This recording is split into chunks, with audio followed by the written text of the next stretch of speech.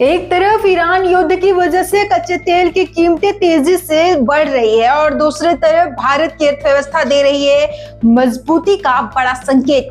अप्रैल महीने में GST goods and service tax collection ने तोड़ दिया अब तक का सबसे बड़ा रिकॉर्ड 2.42 लाख करोड़ का।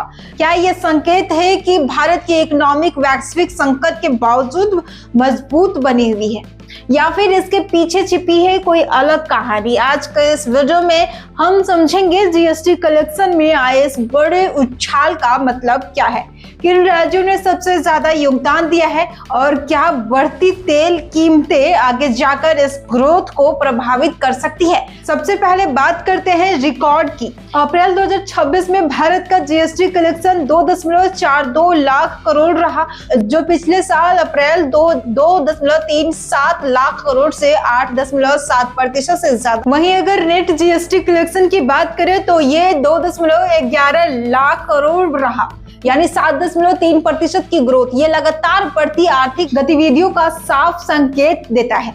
अब सवाल उठता है, जब दुनिया में अनिश्चितता बढ़ रही है तो भारत में ये ग्रोथ कैसे? दरअसल कच्चे तेल की कीमतें में उछाल का कारण ईरान से जुड़ा तनाव है, लेकिन अभी तक इसका सीधा असर भारत की आर्थिक गतिविधियों पर नहीं पड़ा है। हालांकि अगर तेल की कीमतें लंबे समय तक ऊंची रहती है तो महंगाई बढ़ सकती है और ग्रोथ पर दबाव आ सकता है। इस जीएसटी कलेक्शन में एक खास बात देखने को मिली, इंपोर्ट से आने वाला रेवेन्यू तेजी से बढ़ा है।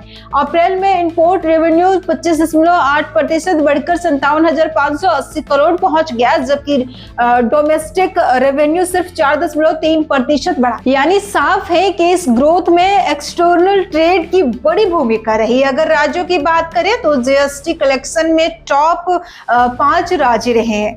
पहला महाराष्ट्र, कर्नाटक, गुजरात, तमिलनाडु और उत्तर प्रदेश। इन राज्यों ने देश की आर्थिक गतिविधियों को आगे बढ़ाने में अहम योगदान दिया है।